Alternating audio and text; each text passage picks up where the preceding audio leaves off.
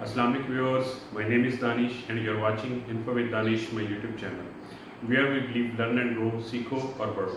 नाजरीन, आज हम डिस्कस करेंगे पटवार खाने से लेके बैंक तक का सफ़र, यानी कि अगर आपने ज़रूरी कर्ज़ा लेना है तो उसका मुकम्मल तरीक़ाकार क्या है, किन किन मराहल से गुज़र के आपको ये लोन मिलेगा और वो कौन कौन सी चीज़ें हैं जो हम लोन लेने से पहले अगर पूरी कर ले तो हमारा टाइम भी बच जाएगा और हमारे गैर ज़रूरी जो बैंक के चक्कर हैं या पटवार खाने के या रेवेन्यू रिकॉर्ड के जो गैर ज़रूरी चक्कर हैं उनसे हम बच सकेंगे।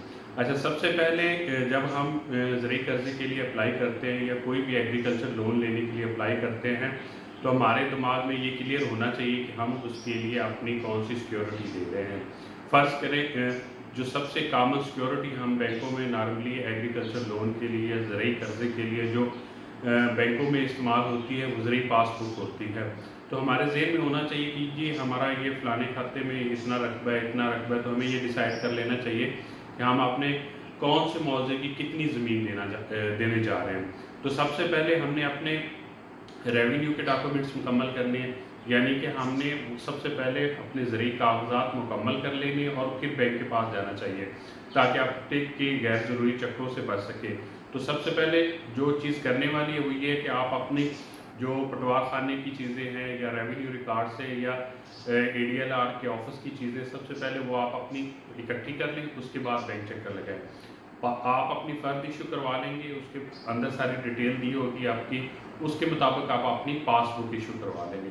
अच्छा, पासबुक दो तरह की होगी, एक ग्रीन कलर की पासबुक होगी और एक पिंक कलर की पासबुक होगी।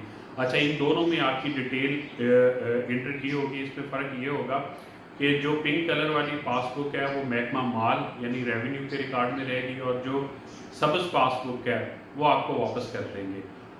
ये चीज़ क्लियर होगी। इसमें आपने नोट ये करना है कि मोस्टली जब आप बैंक में आते हैं तो पासबुक के ऊपर एक नंबर लिखा हुआ होता है। जब वो आप पासबुक अपनी जो पिंक वाली है वो जमा करवाते हैं तो पासबुक इशू करके आपको उसके ऊपर एक नंबर और डेट लगा देते हैं। काफ़ी सारी केसेस में देखने में ये है कि वो उसके ऊपर नहीं लिखा होता, तो ये आपने तसल्ली कर लेनी ताकि आपके गैर ज़रूरी चक्कर हैं जो उनसे बच सके।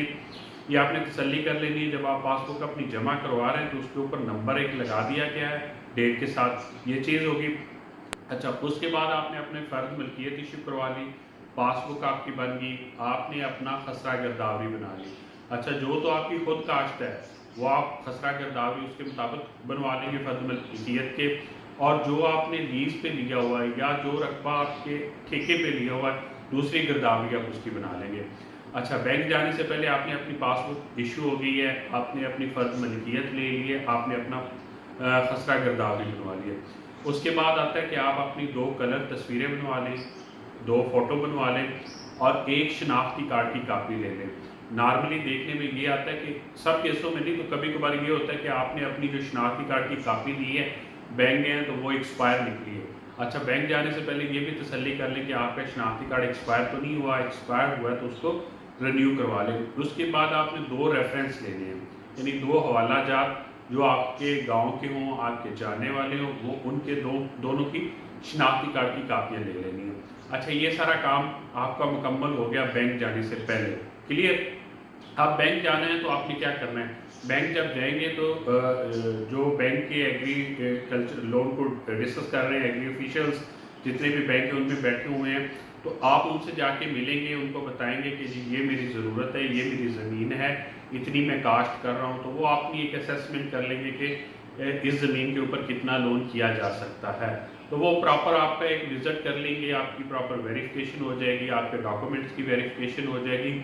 बैंक के दरमियान और आपके दरमियान जो सबसे पहला रिश्ता बनने जा रहा है वो होगा आपका अकाउंट। बैंक वाले जब आप इस लोन को प्रोसेस करेंगे तो सबसे पहले वो आपका करंट अकाउंट खोल देंगे। ये आपका बैंक का और आपका पहला जो रिलेशन होगा, ये पहला रिलेशनशिप डेवलप होगा। आपने अपने सारे कागजात जो मैंने अभी बताए हैं वो इकट्ठे करके बैंक चले गए, बैंक वालों ने अपनी वेरिफिकेशन कर ली, आपका करंट अकाउंट खुल गया, ठीक हो गया जी।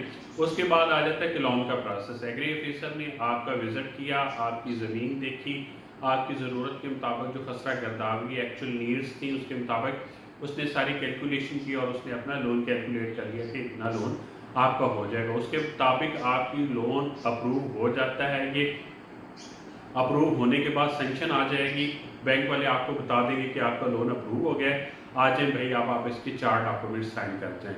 4 डॉक्यूमेंट्स क्या है कि बैंक के दरमियान और आपके दरमियान एक एग्रीमेंट होगा, वो आप साइन कर देंगे। बैंक आपको ऑफर करेगा, जैसे FOL कहते हैं, फैसिलिटी ऑफर लेटर देगा, वो आप साइन करेंगे। उसमें क्या होता है, उसमें टर्म एंड कंडीशन लिखी होती है कि इतना आपका लोन है भाई, इतने साल में देना है, ये इसका मार्कअप है, ये शराइत है, वो सारी उसके अंदर डिटेल दी होगी।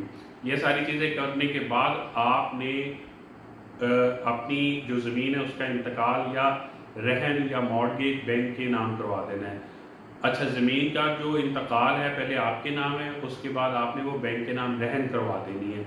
ये सारी फॉर्मेलिटी करने के बाद आपने वो सारे कागज़ जो बैंक ने आपको दिए हैं वो वापस बैंक को ला के दे देंगे, तो बैंक वाले उस पर अपनी ओपिनियन ले लेंगे, अपने उनका जो अप्रूव प्रोसीजर है या अप्रूव्ड वकील है उसकी ओपिनियन ले लेंगे। वो अपने कागज़ अपने कैड को भेज देंगे, वो प्रॉपर उसकी सारी उसको चेक कर लेगा। उसके बाद आपका जनाब उस पर कोई छोटी मोटी चीज़ें होंगी तो एग्री ऑफिशियल है वो आपको बता देगा भाई इन चीज़ों की कमी है, यहाँ आपके साइन मिस हैं, या जो भी चीज़ें छोटी मोटी वो आपको करके बता देगा। उसके बाद जनाब आपका लोन अप्रूव हो जाएगा। लोन अप्रूव होने के बाद जितना आपका लोन अप्रूव हुआ है वो आप बैंक से ले लेंगे। तो ये सारा प्रोसेस था कागज़ों से लेके बैंक के लोन अप्रूव होने तक। तो उम्मीद है ये वीडियो आपको पसंद आई होगी और होपफुली जो छोटे मोटे आपके क्वेश्चन थे वो इसमें मैंने कोशिश किया है कि वो हल हो जाए। अगर फिर भी कोई चीज़ बचती है तो आप मुझे डायरेक्ट ईमेल भी कर सकते हैं, फ़ोन भी कर सकते हैं।